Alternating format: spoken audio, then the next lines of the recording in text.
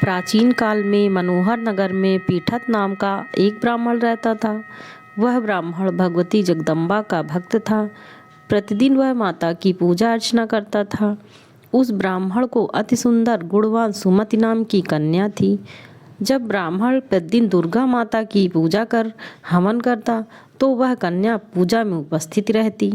एक दिन वह कन्या अपनी सहेलियों के साथ खेलती रही और पूजा में उपस्थित होना भूल गई।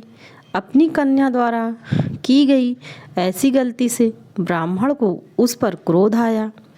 क्रोध करके उसने अपनी कन्या से कहा, आज तुमने भगवती का पूजन नहीं किया, मैं तुम पर रुष्ट हूँ। अब मैं तुम्हारा विवाह किसी कुष्ठ रोगी या दरिद्र व्यक्ति से करूँगा। पिता द्वारा कहे गए इन शब्दों से सुमति बहुत दुखी हुई और अपने पिता से बोली, मैं आपकी कन्या हूँ, हर तरह से मैं आपके अधीन हूँ। जिससे आपकी इच्छा हो मेरा विवाह उसी से कर देना, पर मुझे वही मिलेगा जो मेरे भाग्य में लिखा होगा। मुझे यह पूर्णता विश्वास है। जैसे अग्नि में घी डालने से अग्नि अत्यधिक प्रज्वलित होती है, उसी तरह बेटी द्वारा कहे गए इन वचनों से वो ब्राह्मण और अधिक क्रोधित हो गया और क्रोध की अग्नि में जलते हुए उसने अपनी कन्या का विवाह एक कुष्ठ रोगी के साथ कर दिया और उसने विदा करते हुए बोला, पुत्री, अब तुम अपना कर्म फल भोगो। देखते हैं भाग्य के भरोसे रहकर तुम क्या करती हो। वो कन्या ऐसा पति पाकर बहुत दुखी थी, लेकिन उसने सोचा कि भाग्य के लिखे को कोई नहीं मिटा सकता।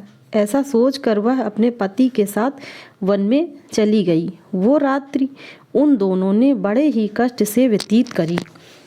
सुमति की ऐसी दशा देखकर देवी भगवती वहाँ प्रकट हुई और बोली, पुत्री, मैं तुम पर प्रसन्न हूँ। तुम जो चाहे मुझसे मांग सकती हो।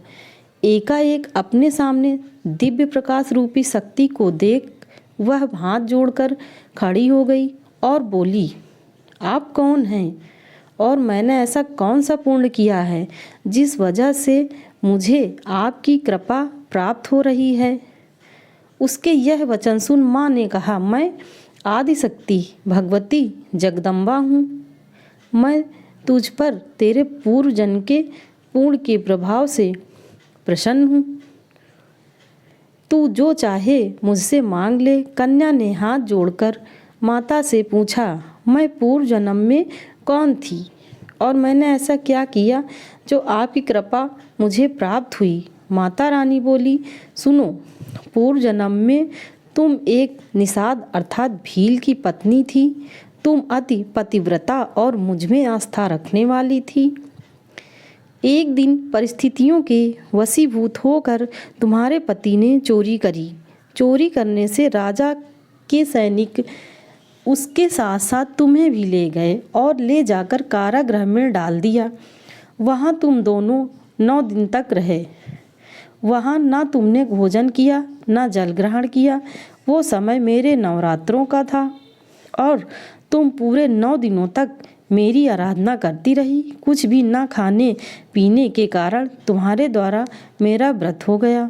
उस समय तुमसे जो व्रत हुआ उसके प्रभाव से प्रसन्न होकर मैं तुम्हें मनवांछित फल प्राप्त करने का आशीर्वाद दूंगी। तुम्हारी जो इच्छा हो मांग लो। इस प्रकार माता दुर्गा के वचन सुन वह कन्या बोली कि यदि आप मुझ पर प्रसन्न हो तो मेरे पति को कोढ़ मुक्त कर दो। ऐसा सुनकर माता बोली, तथास्तु। तब उसके पति का शरीर माता की कृपा से कुष्ठ रोग से रहित होकर अति कांतिवान हो गया। अपने पति की मनोहर काया देखकर वो माँ भगवती की स्तुति करने लगी, हे माँ, आपने मेरा उद्धार किया। आपको मेरा बारंबार प्रणाम। माँ, मेरी रक्षा करो।